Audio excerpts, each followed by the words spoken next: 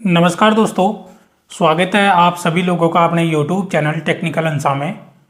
तो दोस्तों एक बार फिर से आप सभी लोगों के लिए एक और क्लिनिकल पैथोलॉजी की क्लास लेके हाजिर हो चुका हूं। अब दोस्तों क्लास को स्टार्ट करने से पहले आप लोगों को पता होगा कि आज क्या है। आज 22 जनवरी 2024 का दिन है।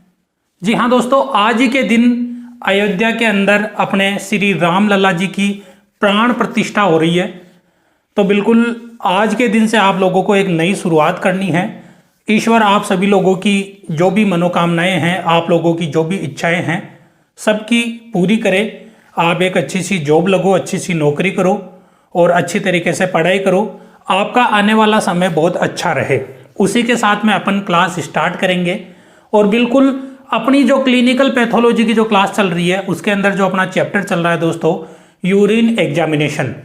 आप लोगों को पता होगा, वैसे आप लोग रेगुलर क्लास लेते हो। तो दोस्तों अगर ऐसा कोई बच्चा है जो बिल्कुल पहली बार ही इस वीडियो को देख रहा है, पहली बार ही हमारे चैनल पे आया है, तो बिल्कुल वीडियो को सबसे पहले लाइक कर दो, वीडियो को फिर शेयर कर दो और शेयर करके चैनल को जरूर सब्सक्राइब कर लो, क्योंकि इसी प्रकार राजस्थान पैरामेडिकल काउंसिल से रिलेटेड जो भी अपडेट होती है आपको इसी यूट्यूब चैनल पर सबसे पहले देखने को मिलती है और सही और सटीक जानकारी देखने को मिलती है। तो ठीक है दोस्तों, चैनल को सब्सक्राइब कर लो, बेल आइकन पर प्रेस करके ऑल के बटन पर सेलेक्ट कर लो। अब बात करते हैं दोस्तों अपनी क्लास की।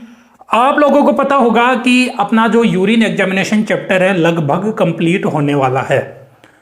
आप लोगों को यह भी पता होगा कि अपन यहाँ पे यूरिन एग्जामिनेशन चैप्टर के अंदर केमिकल एग्जामिनेशन ऑफ यूरिन पढ़ रहे हैं और उसके अंदर अपन लोग क्या पढ़ रहे हैं, अपन लोग पढ़ रहे हैं ग्लूकोज का केमिकल एग्जामिनेशन। जी हाँ दोस्तों, और उससे पहले अपन लोगों ने केमिकल एग्जामिनेशन के अंदर प्रोटीन का केमिकल एग्जामिनेशन पढ़ लिया है। तो बिल्कुल अब क्लास को स्टार्ट करते हैं, क्लास को आगे बढ़ाते हैं। आज अपन पढ़ने वाले हैं बेनेडिक्ट टेस्ट।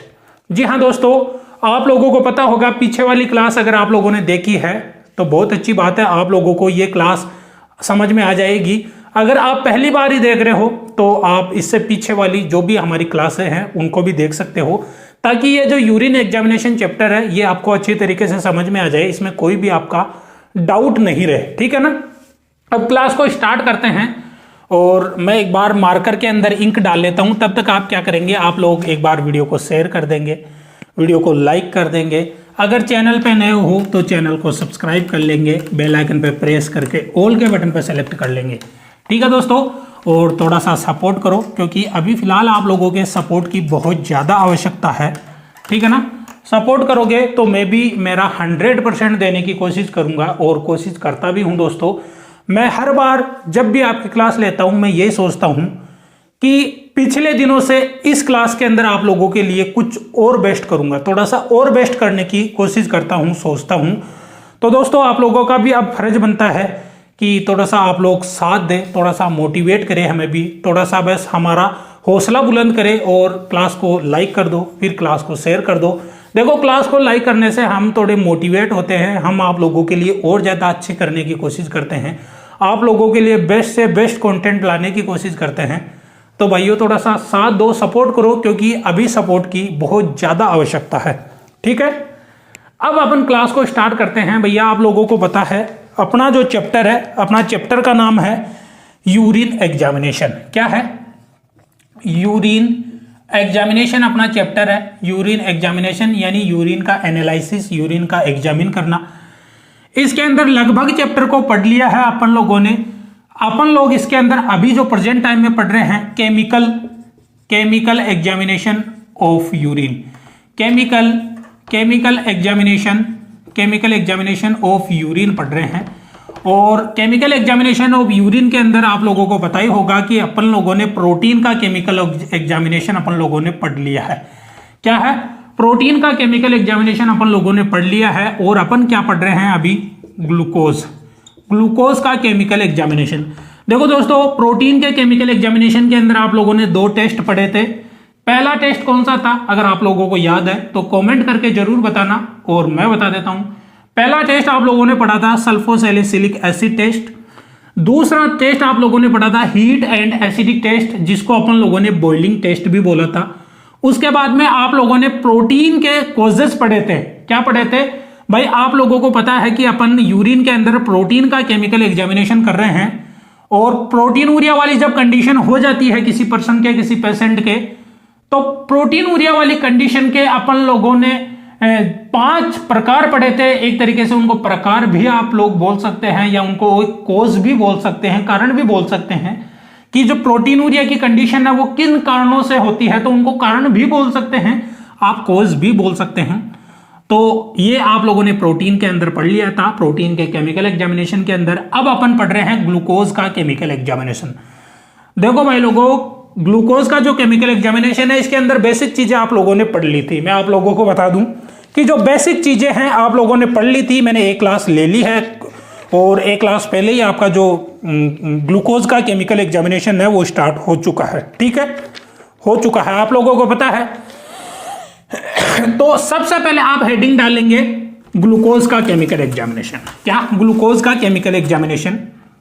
और आप लोगों ने वैसे पहले हेडिंग डाल भी रखी है, ठीक है, वैसे पहले हेडिंग डाल भी रखी है। ठीक है, अब देखो ग्लूकोज का जो केमिकल एग्जामिनेशन है इसकी बेसिक चीजें मैंने आप लोगों को बता दी थी।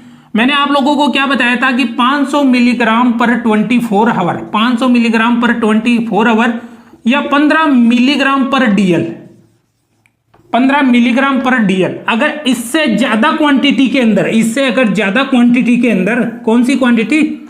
इससे ज्यादा क्वांटिटी के अंदर अगर ग्लूकोज किस में आने लग जाए, यूरिन में आने लग जाए, तो उसको क्या बोलते हैं? ग्लाइकोसूरिया बोलते हैं। क्या बोलते हैं? ग्लाइकोसूरिया बोलते हैं। ठीक है, आप लोगों ने ये पढ़ लिया है पीछे वाले क्लास के अंदर, मैंने बता दिया है।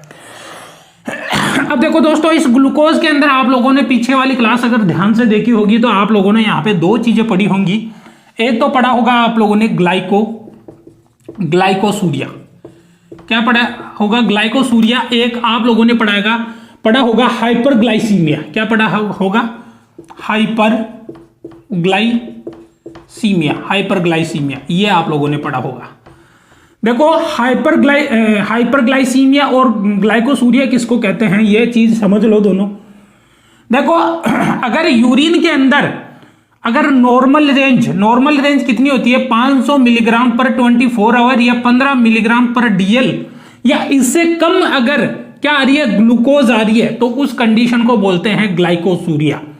पर अगर इस कंडीशन से अगर ज्यादा आने लग जाए, क्या हो जाए? ज्यादा अगर ग्लूकोज यूरिन में आने लग जाए तो उस कंडीशन को बोलते हैं हाइपरग्लाइसीमिया।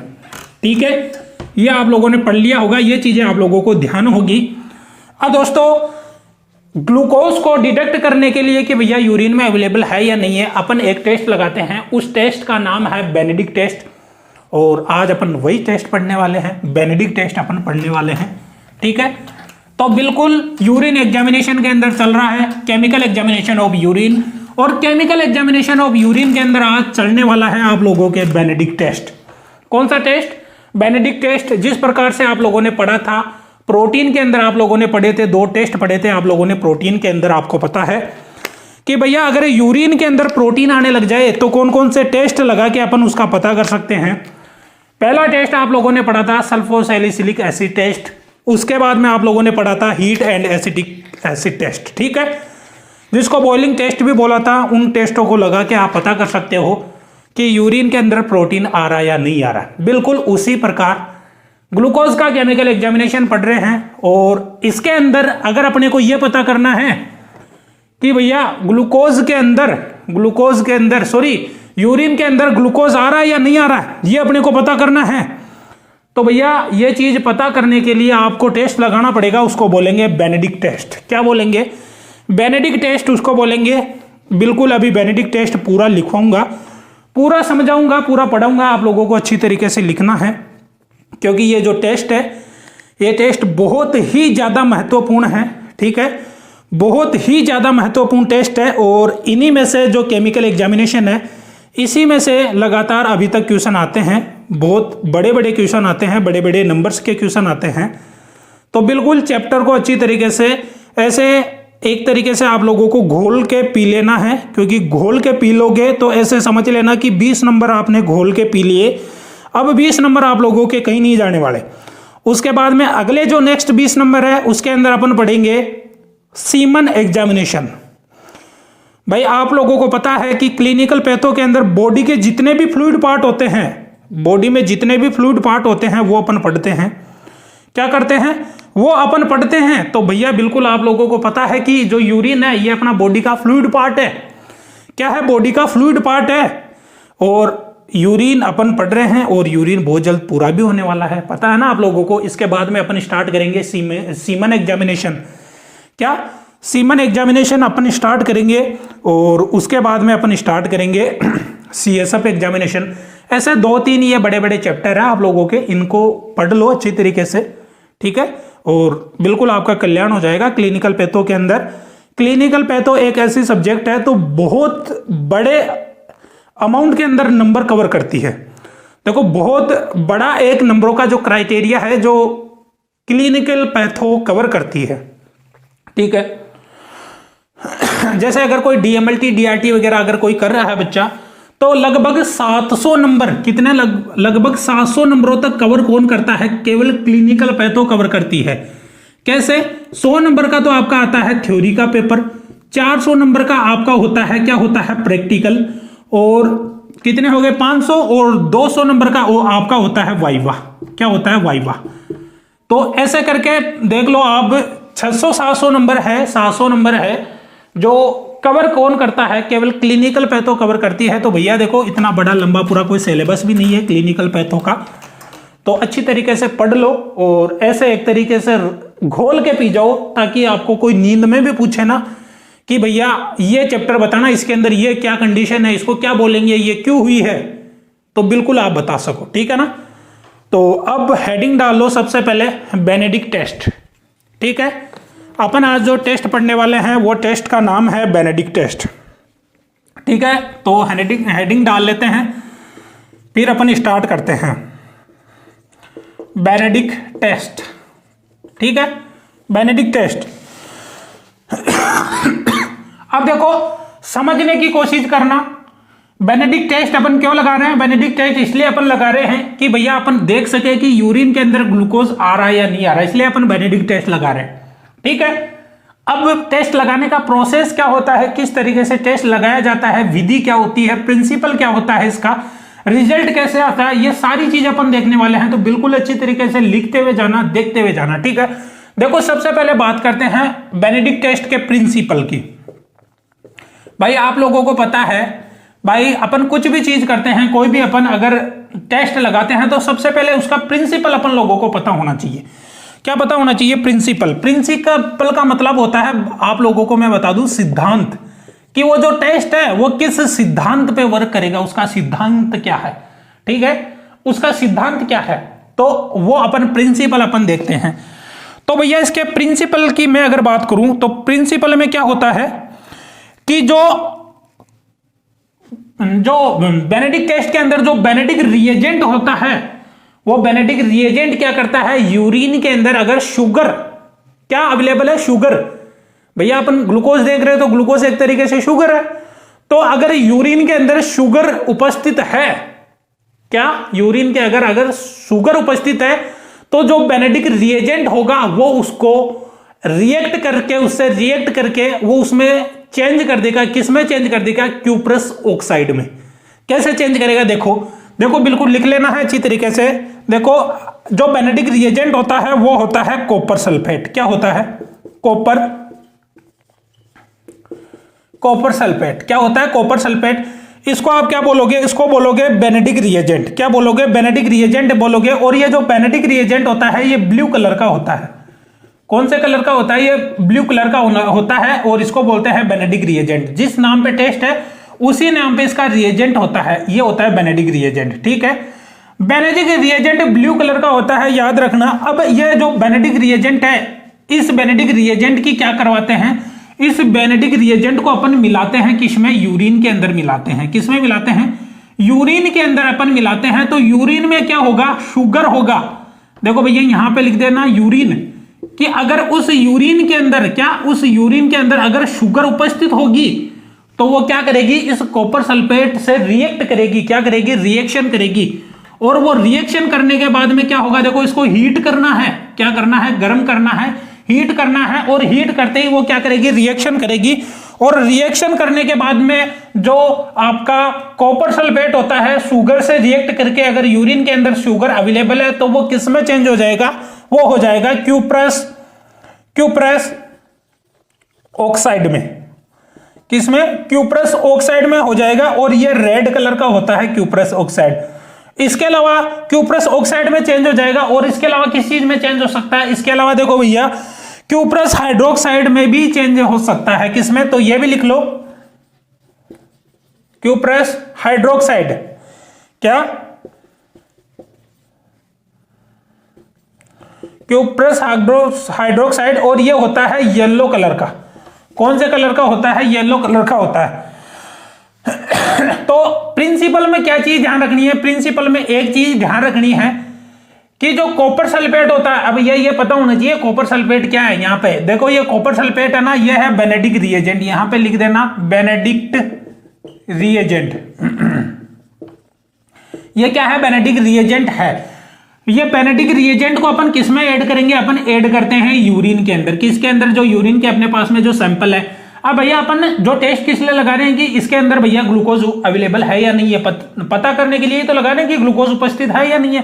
तो भैया अगर उसके अंदर ग्लूकोज उपस्थित होगी यानी कि शुगर उपस्थित होगी, है ना, तो वो क्या होगा? वो रिएक्ट करेगी कॉपर सल्फेट से, बेनेडिक्ट रिएजेंट से रिएक्ट करेगी और रिएक्ट करके वो किस चीज में चेंज हो जाएगी? वो चेंज हो जाएगी क्यूप्रस ऑक्साइड में जो कि रेड कलर का होता है, और क्यूप्रस हाइड्रोक्साइड में जो कि येलो कलर का होता है। किस चीज में? क्यूप्रस ऑक्साइड और क्यूप्रस हाइड्रोक्साइड में वो चेंज हो जाएगी। ठीक है, लिख लेना इसको, और लिख लेना मैं अच्छी तरीके से, और अभी तुम्हारे को लिखवा देता हूं, पहले मैं समझा रहा हूं तुम लोगों को। ठीक है, अब देखो जो बेनेडिक्ट रिएजेंट होता है, देखो मैं अभी अच्छी तरीके से तुम्हारे को लिखवा दूंगा, पहले समझ लो। ठीक है, अब देखो जो बेनेडिक्ट रिएजेंट होता है, बेनेडिक्ट रिएजेंट के अंदर क्या चीजें अवेलेबल होती है? देखो बेनेडिक्ट रिएजेंट के अंदर CuSO4 क्या होता है? CuSO4 होता है, और ये CuSO4 चेंज किस में हो जाता है? रिड्यूसिंग शुगर से। भैया मैंने आपको क्या बताया था कि जो बेनेडिक्ट रिएजेंट होता है वो किससे रिएक्ट करता है? शुगर से रिएक्ट करता है। अगर यूरिन के अंदर अवेलेबल है तो वो किस में चेंज हो जाएगा? वो क्यूप्रस ऑक्साइड में और क्यूप्रस हाइड्रोक्साइड में। ठीक है ना, तो जो CuSO4 है ये चेंज हो जाएगा Cu2+ और SO4+ में। ठीक है ना, ये इसमें चेंज हो जाएगा। ठीक है, इसमें लिख लेना। अब इसका देखो, आप लोग देखो कि यह रिड्यूसिंग शुगर से रिएक्ट करेगा। अब भैया देखो ये क्या है? ये है Cu2+। ये किससे रिएक्ट करेगा? ये रिएक्ट करेगा रिड्यूसिंग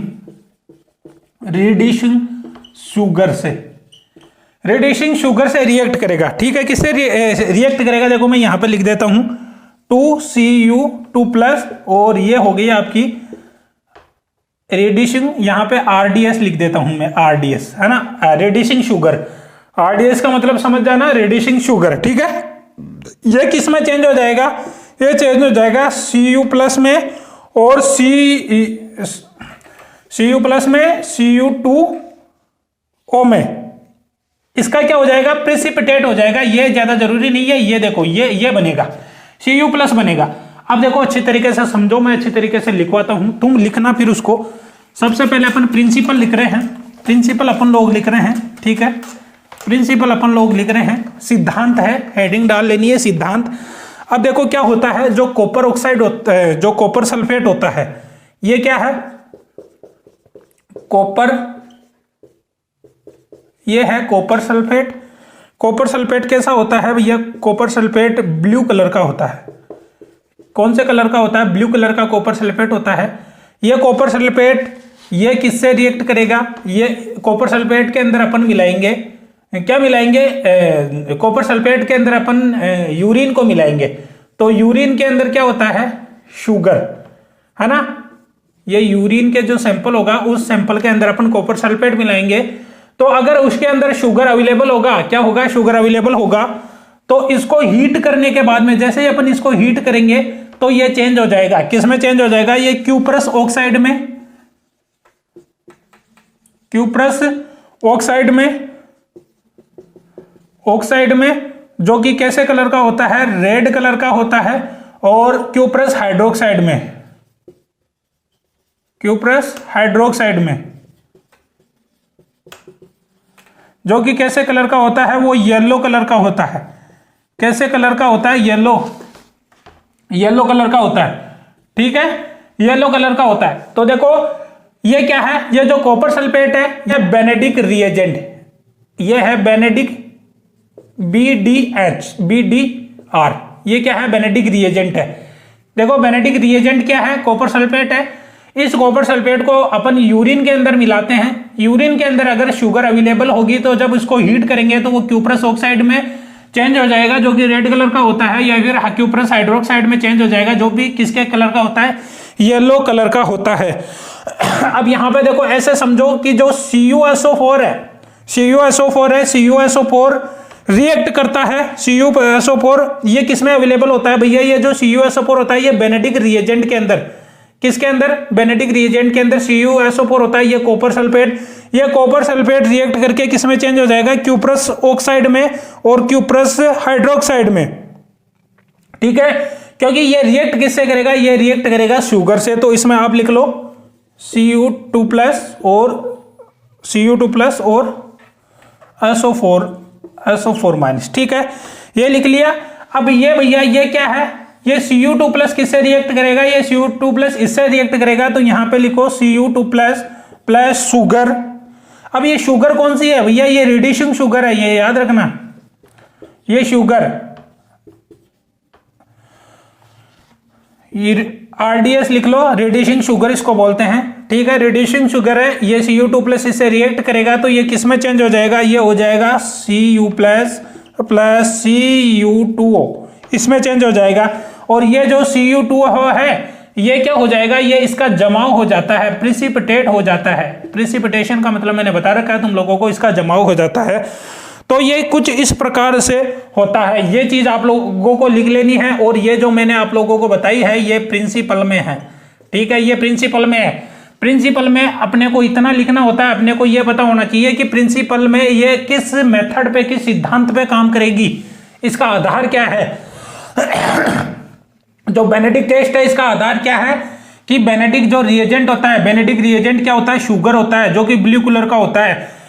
इस बेनेडिक रिएजेंट को अपन क्या करते हैं? किसमें मिलाते हैं? यूरिन में मिलाते हैं, जिसके अंदर अपने को यह पता करना है कि भैया इसके अंदर जो ग्लूकोज अवेलेबल है या नहीं है। ठीक है, तो ग्लूकोज भी एक तरीका की क्या है? शर्करा है, और ये क्या है? शुगर।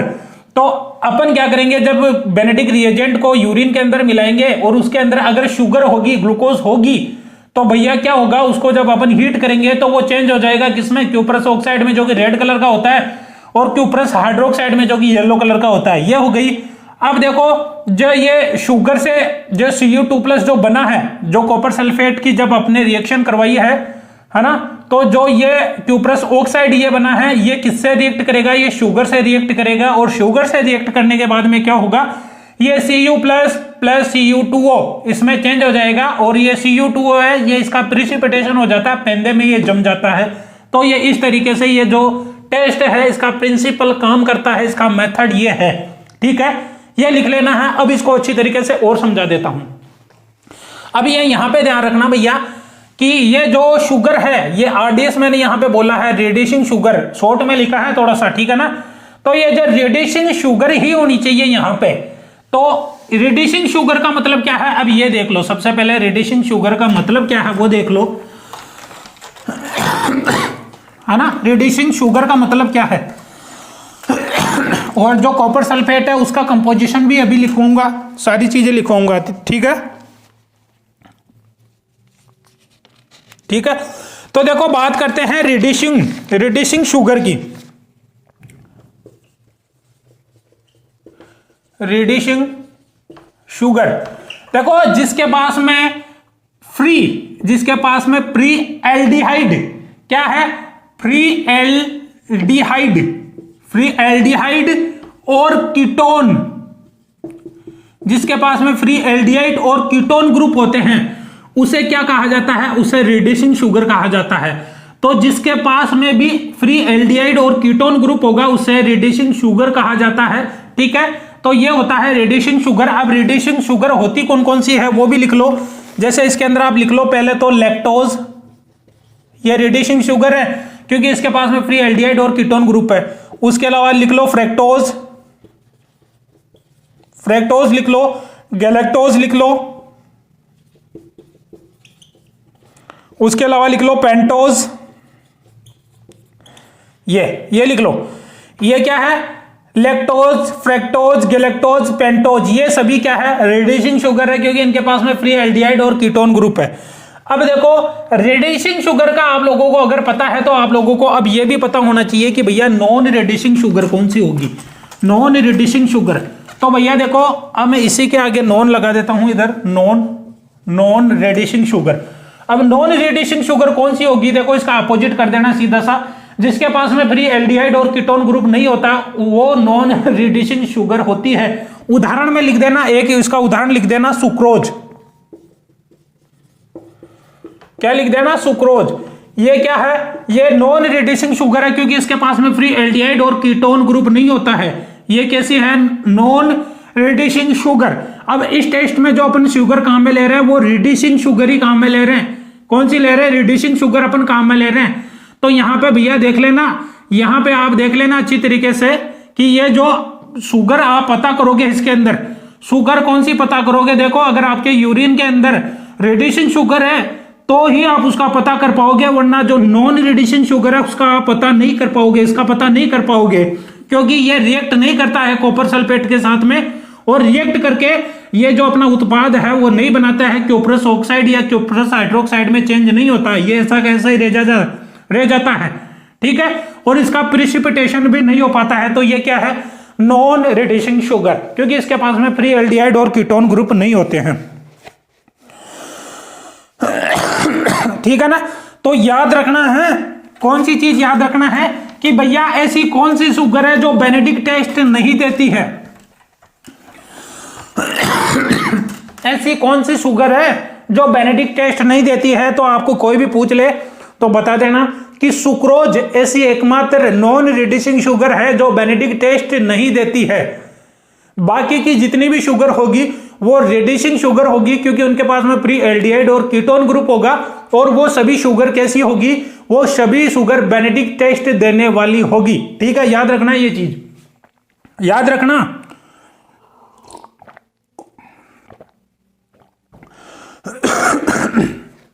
अब देखते हैं मेथड। चलो मेथड देखने से पहले तुम एक काम करो, मेथड देखने से पहले तुम बेनेडिक्ट जो रिएजेंट होता है, बेनेडिक्ट रिएजेंट का कंपोजिशन लिख लो। बेनेडिक्ट रिएजेंट का कंपोजिशन लिख लो, तो बिल्कुल लिख लो, मैं लिखवा देता हूं। बेनेडिक्ट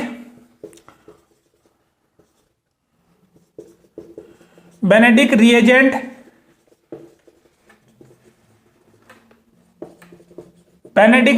कंपोजिशन लिख लो अच्छी तरीके से, मैं लिखवा देता हूं। देखो इसके अंदर क्या होता है? कॉपर सल्फेट होता है, कॉपर सल्फेट होता है। कितना होता है? यह होता है 17.3 ग्राम। कितना होता है? 17.3 ग्राम। इसके अलावा क्या होता है? सोडियम कार्बोनेट होता है।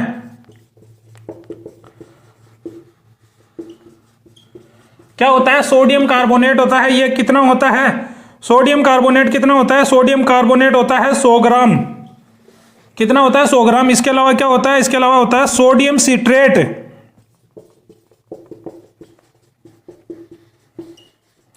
सोडियम सिट्रेट कितना होता है? 173 ग्राम होता है, 173 ग्राम। और डिस्टिल वाटर कितना होता है? डिस्टिल वाटर होता है 1000 ml। ये क्या है? ये भैया जो बेनेडिक्ट रिएजेंट है आप लोगों का, बेनेडिक्ट रिएजेंट का कंपोजिशन है। ये क्या है? बेनेडिक्ट रिएजेंट का कंपोजिशन है। तो कॉपर सल्फेट कितना होता है? कॉपर सल्फेट होता है 17.3 ग्राम। सोडियम कार्बोनेट कितना होता है? 100 ग्राम होता है। सोडियम सिट्रेट कितना होता है? 173 ग्राम होता है। और डिस्टिल वाटर कितना होता है? तो 1000 ml होता है। ये आपका जो बेनेडिक्ट रिएजेंट होता है, ये बेनेडिक्ट रिएजेंट का पूरा कंपोजिशन होता है। बेनेडिक्ट रिएजेंट इन चीजों से मिलकर बना होता है। ठीक है ना? तो इसको लिख लो, बेनेडिक्ट रिएजेंट कंपोजिशन के अंदर इसको लिख लो। एक छोटी सी सब हेडिंग डाल लो, बेनेडिक्ट रिएजेंट कंपोजिशन, उसमें लिख लो। लिखो जल्दी से। अब इसके बाद में इस टेस्ट की मेथड का बात करते हैं कि मेथड क्या होगा। मेथड की बात करते हैं। अब लिख लो मेथड। मेथड क्या होते हैं? मेथड प्रोसेस क्या होती है? मेथड प्रिंसिपल देख लिया। अब देखो मेथड विधि जिसको बोलते हैं विधि, ठीक है।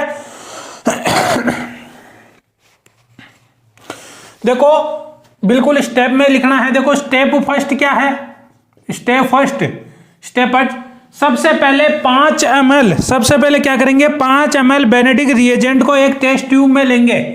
तो सबसे पहले 5 ml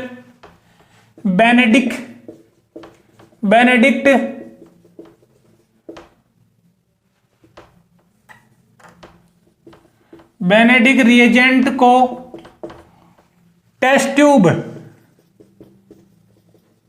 ट्यूब में लेंगे। सबसे पहले क्या करो? 5 ml जो बेनेडिक्ट रिएजेंट है, जो मैंने अभी बताया है, कॉपर सल्फेट है उसके अंदर, और क्या है उसके अंदर? सोडियम कार्बोनेट है, सोडियम सिट्रेट है, डिस्टिल वाटर है। इन सभी चीजों से क्या बना है? इन सभी चीजों से मिलकर बना है बेनेडिक्ट रिएजेंट। उस रिएजेंट को बेनेडिक्ट टेस्ट लगाने के लिए, पता करने के लिए कि यूरिन के अंदर शुगर है या नहीं है, तो सबसे पहले इस टेस्ट को लगाने के लिए 5 ml बेनेडिक्ट रिएजेंट क्या करेंगे? अपन टेस्ट ट्यूब के अंदर लेंगे। उसके बाद में स्टेप 2 क्या है? अब देखो, अब उस टेस्ट ट्यूब में देखो, सबसे पहले 5 ml बेनेडिक्ट रिएजेंट उस टेस्ट ट्यूब में ले लिया, और अब उस टेस्ट ट्यूब में क्या करेंगे? उस टेस्ट ट्यूब में 0.5 ml यूरिन लेंगे। अब उस टेस्ट ट्यूब में 0.5 ml, या फिर उसको आप बोल सकते हो 0.5 ml कितना होगा? 8 ड्रॉप क्या लेंगे? 8 ड्रॉप यूरिन लेंगे। उसी टेस्ट ट्यूब में क्या लेंगे? 0.5 ml या फिर 8 ड्रॉप अपन क्या लेंगे? यूरिन लेंगे, ठीक है। अब स्टेप 3 क्या है? तीसरा स्टेप क्या है? देखो मेथड में लिख लेना अच्छी तरीके से। अब उस टेस्ट ट्यूब को 2 मिनट के लिए हीट करेंगे। क्या करेंगे? गर्म करेंगे। लिख लो। अब स्टेप 4 देखो। स्टेप 4 में क्या करना है? सबसे पहले एक टेस्ट ट्यूब ली, उस टेस्ट ट्यूब के अंदर क्या किया? 5 ml बेनेडिक्ट रिएजेंट डाल लिया, ठीक है। अब उसी टेस्ट ट्यूब में क्या किया? 0.5 ml, या फिर अपन बोल सकते हैं कि भैया अपन ने 8 ड्रॉप क्या किया? यूरिन का उस बेनेडिक्ट रिएजेंट वाली 5 ml की बेनेडिक्ट रिएजेंट वाली टेस्ट ट्यूब के अंदर उसको डाल लिया, ठीक है। अब उसको 2 मिनट तक गर्म किया। क्या किया? उसको 2 मिनट तक गर्म किया, बिल्कुल लो आंच पे, धीमी आंच पे उसको क्या करना है? धीमी आंच पे उसको गर्म करना है, ठीक है। गर्म करना है और फिर उसको रूम टेम्परेचर पे ठंडा होना देना है। तो स्टेप 4 क्या है? उसके बाद उसे रूम टेम्परेचर पर ठंडा होना दे, ठंडा होने दे। क्या करो? फिर उसको रूम टेम्परेचर पे रख दो, बिल्कुल ऐसे ही, जो अपना रूम का तापमान होता है, जो रूम टेम्परेचर होता है उस पर रख दो और उसको ठंडा होने दो। क्या होने दो? उसको ठंडा होने दो। क्या होने दो? उसको ठंडा होने दो। तो 4 लिख लो, उसके ऊपर लिखवाता हूं, ठीक है। तो सबसे पहले 5 ml बेनेडिक्ट रिएजेंट एक टेस्ट ट्यूब में ले लिया। अब उसी टेस्ट ट्यूब के अंदर 0.5 ml या फिर 8 ड्रॉप अपन ने यूरिन डाला। फिर उसको अपन ने क्या किया? 2 मिनट तक धीमी आंच पे गर्म किया, उसको हीट किया। गर्म करने के बाद में उसको रूम टेम्परेचर पे रख दो, थोड़ी देर के लिए उसको ठंडा होने दो। और उसके बाद में जो स्टेप 5 है, वो स्टेप 5 क्या बोलता है? देखो, लिखो आगे, लिखो, लिखते जाओ, समझते जाओ। देखो, लिखते जाओ, समझते जाओ, है ना। स्टेप 5 क्या बोल रहा है? अब उस टेस्ट ट्यूब के सॉल्यूशन का कलर का परीक्षण करेंगे। अब देखो स्टेप 5 में क्या करेंगे? अब उस टेस्ट ट्यूब सॉल्यूशन के कलर का परीक्षण करेंगे। क्या करेंगे, अब जो टेस्ट ट्यूब है उस टेस्ट ट्यूब के अंदर जो सॉल्यूशन है जो अपन ने हीट किया है, जिसको अपन ने ठंडा किया है, जिसके अंदर अपन ने 0.5 ml या 8 ड्रॉप यूरिन लिया था, जिसके अंदर अपन लोगों ने 5 ml क्या लिया था, बेनेडिक्ट रिएजेंट लिया था, उसी का अपने को क्या करना है, उसी का अब अपने को परीक्षण करना है, उसके कलर का परीक्षण करना है कि उसका कलर चेंज हुआ है या नहीं हुआ है। यानी देखेंगे कि उसके कलर में क्या बदलाव आया है, तो उसके कलर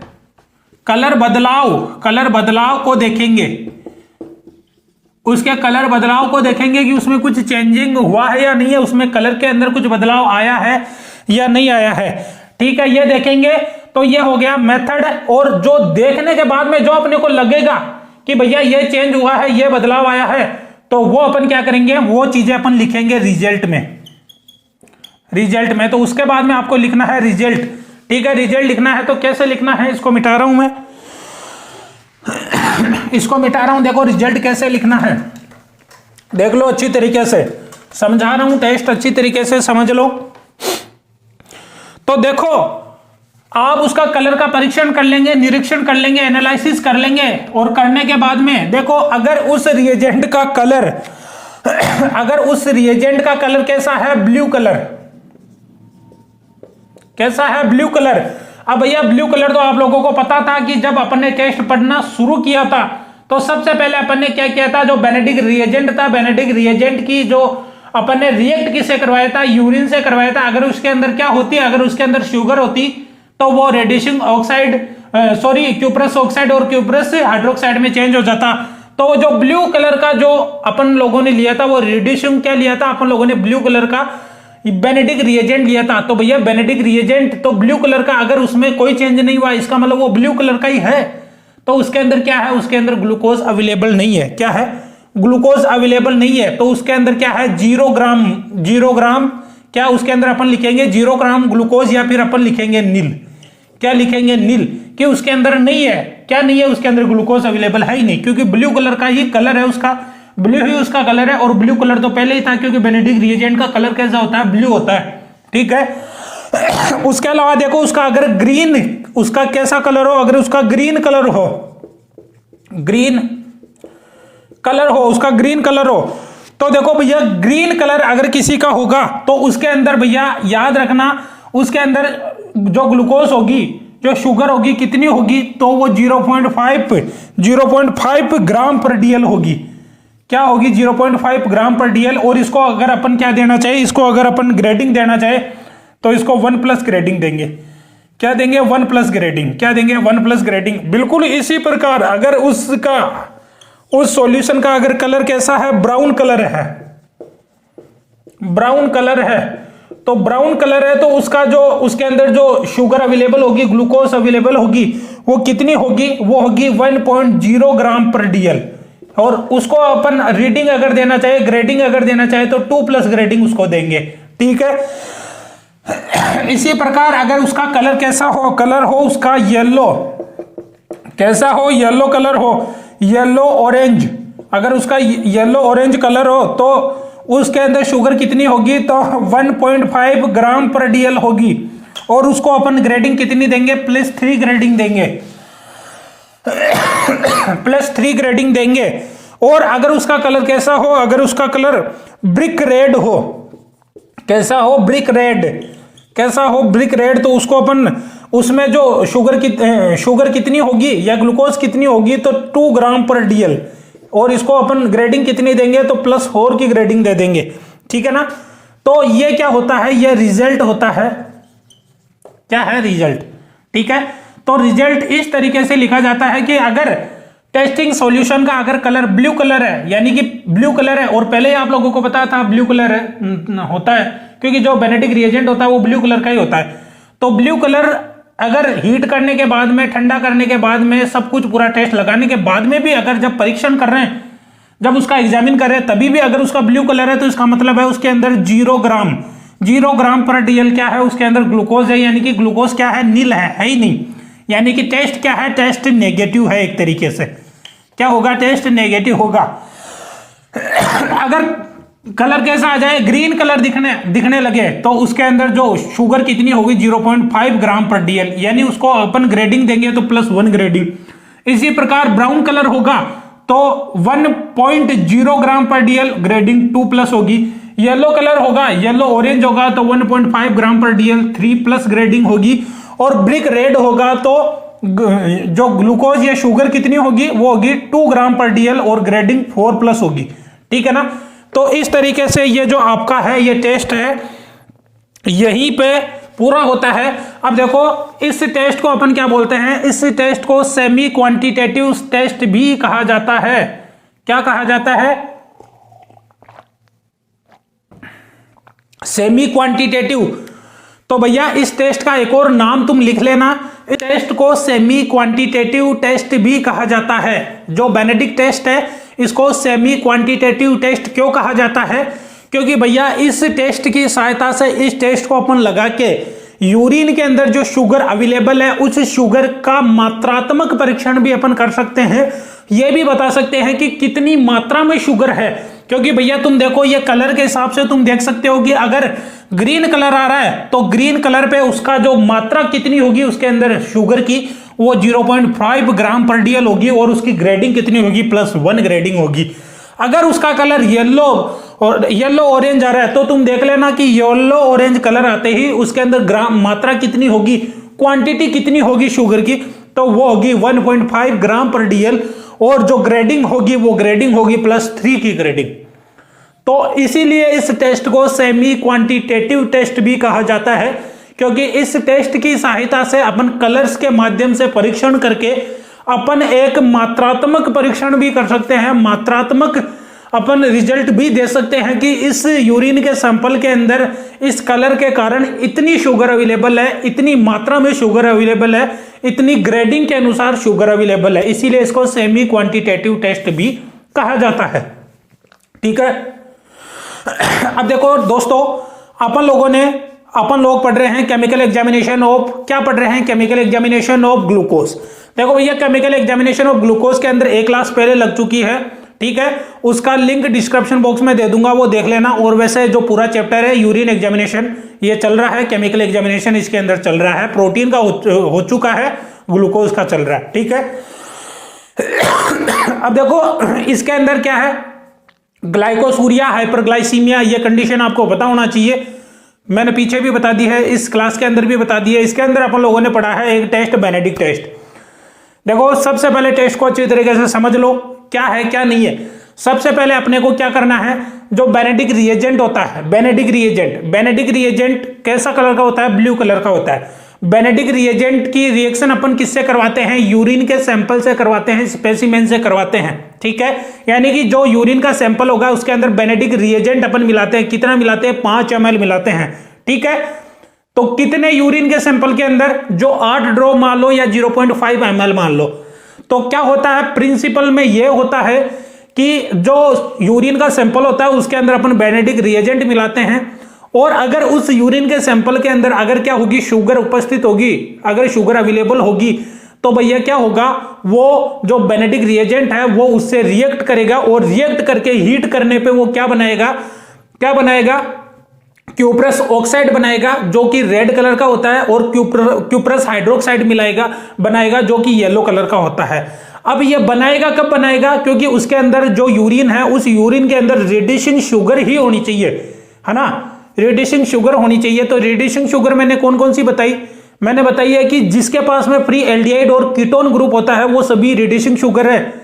और इसके अलावा नॉन रिड्यूसिंग शुगर कौन सी है, जिसके पास में फ्री एल्डिहाइड और कीटोन ग्रुप नहीं होता, वो नॉन रिड्यूसिंग शुगर है। तुम तो नॉन रिड्यूसिंग शुगर का पता कर रखना, सुक्रोज याद रखना, नॉन रिड्यूसिंग शुगर सुक्रोज होती है। इसके अलावा जो भी शुगर आ जाए तुम लिख देना कि इसका अपन पता लगा सकते हैं, क्योंकि नॉन रिड्यूसिंग शुगर टेस्ट नहीं देती है बेनेडिक्ट टेस्ट। ठीक है, ठीक है, थोड़ा सा समझने की कोशिश करो, गला खराब है। ठीक है, उसके बाद में क्या हुआ, प्रिंसिपल आप लोगों को पता चल गया कि ये प्रिंसिपल होता है इस तरीके से, इतना ही प्रिंसिपल होता है। ठीक है, मैंने वो लिखवा दिया पूरा। उसके बाद में मेथड में क्या करेंगे, सबसे पहले अपन एक टेस्ट ट्यूब लेंगे, उस टेस्ट ट्यूब के अंदर क्या करेंगे, उस टेस्ट ट्यूब के अंदर 5 ml बेनेडिक्ट रिएजेंट ले लेंगे। अब बेनेडिक्ट रिएजेंट का मैंने कंपोजिशन तुम्हारे को लिखवा दिया है। कंपोजिशन की उसके अंदर बेनेडिक रिएजेंट किन किन चीजों से मिलकर बना होता है, उसमें कॉपर सल्फेट होता है, उसके अंदर सोडियम कार्बोनेट होता है, सोडियम सिट्रेट होता है, डिस्टिल वाटर होता है, सारा कितनी कितनी रेंज में होता है लिखवा दिया है, याद कर लेना, ठीक है। उसको क्या करेंगे 5 ml टेस्ट ट्यूब में उस बेनेडिक रिएजेंट को 5 ml ले लेंगे एक टेस्ट ट्यूब के अंदर, ठीक है। अब उसी टेस्ट ट्यूब के अंदर अपन क्या करेंगे, जो यूरिन होगा कितना लेंगे 0.5 ml या फिर 8 ड्रॉप, उसी के अंदर अपन ऐड कर लेंगे। ऐड करने के बाद में क्या करेंगे, उसको 2 मिनट तक लो फ्लेम पे क्या करेंगे, हीट करेंगे। हीट करने के बाद में रूम टेम्परेचर पे रख देंगे, उसको ठंडा कर लेंगे। ठंडा करने के बाद में क्या करेंगे, अपन उसका एग्जामिन कर लेंगे। क्या करेंगे, एग्जामिन कर लेंगे, एनालिसिस कर लेंगे। अपन देखेंगे कि इसका कलर चेंज हुआ है या नहीं हुआ है। अब भैया आप लोगों को पता है कि पहले से जो हमारा रिएजेंट है वो ब्लू कलर का है, तो एग्जामिन करने के दौरान अगर आपने को पता चलता है कि इसका कलर वैसा ही है जैसे पहले था, यानी ब्लू कलर ही है, तो इसका मतलब क्या है, उसके अंदर शुगर अवेलेबल नहीं है। क्या है, शुगर या फिर ग्लूकोज अवेलेबल नहीं है, ठीक है। क्या है, तो टेस्ट क्या है, नेगेटिव है, क्योंकि नील है, उसके अंदर शुगर अवेलेबल नहीं है। अगर ग्रीन कलर हो जाता है उसका, तो 0.5 ग्राम पर डीएल के अंदर क्या है, उसके अंदर शुगर अवेलेबल है, और इसको ग्रेडिंग दे देंगे 1+। ब्राउन कलर के अंदर 1.0 ग्राम पर डीएल की उसके अंदर क्या होगी, शुगर उपस्थित होगी और ग्रेडिंग 2+ होगी।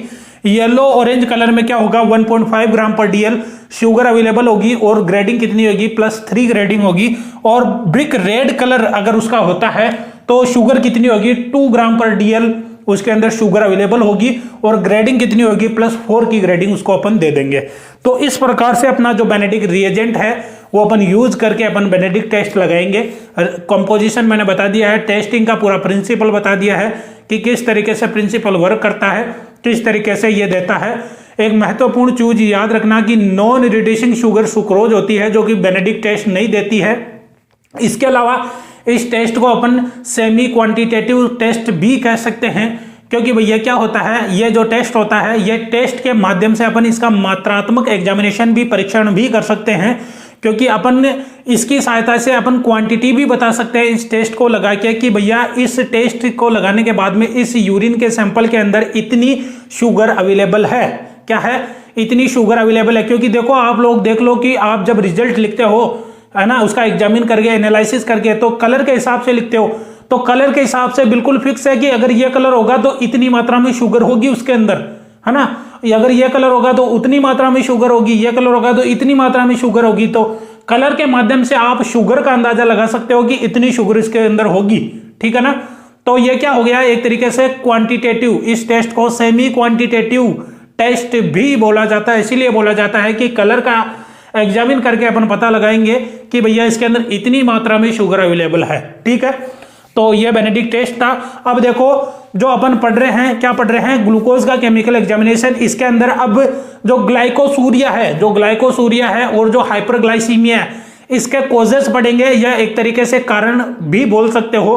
देखो, जब प्रोटीन आप लोगों ने पढ़ा था, तो प्रोटीन के अंदर जो नॉर्मल रेंज से अगर ज्यादा प्रोटीन अगर ब्लड में आ रहा है तो वो फिल्ट्रेशन के दौरान यूरिन में आने लग जाता है ना। तो उसको अपन ने क्या बोला था, प्रोटीन यूरिया बोला था। तो प्रोटीन यूरिया की कंडीशन क्यों क्यों होती है, या तो उसको कॉज बोल दो, या अपन ने क्या बोल दिया, उसके कारण बोल दिया। कारण कॉज एक ही होता है, या फिर अपन ने उसके प्रकार बोल दिया कि ये इसके प्रकार है। तो बिल्कुल उसी प्रकार जो ग्लाइकोसूरिया है, हाइपरग्लाइसीमिया है, इसके कारण क्या क्या हो सकते हैं भैया। हाइपरग्लाइसीमिया वाली कंडीशन क्यों बनी, जो ग्लाइकोसूरिया वाली कंडीशन क्यों बनी, तो या तो इसके कारण मान लो, या फिर हाइपरग्लाइसीमिया या ग्लाइकोसूरिया के प्रकार मान लो। तो अपन पढ़ेंगे प्रकार अब कल, ठीक है। टेस्ट अपन लोगों ने पढ़ लिया है, बेनेडिक टेस्ट, ठीक है। इसको सेमी क्वांटिटेटिव टेस्ट भी कहा जाता है। अब वीडियो को लाइक जरूर करना, क्लास अच्छी लगी है तो चैनल को सब्सक्राइब जरूर करना और वीडियो को शेयर जरूर करके जाना। देखो भाई लोगों, थोड़ा सा सपोर्ट करना, सपोर्ट करोगे तो रेगुलर बेसिस पे क्लास वापस से देना स्टार्ट कर दूंगा। और अभी रेगुलर बेसिस पे क्लास नहीं दे पा रहा हूं, उसके लिए माफी चाहूंगा, ठीक है। तो इसी के साथ में वीडियो को एंड करते हैं। मिलते रहेंगे ऐसे इन्फॉर्मेटिव वीडियोस के साथ में। तब तक के लिए हंसते रहो, मुस्कुराते रहो, तब तक के लिए खुश रहो, तब तक के लिए जय हिंद, जय भारत।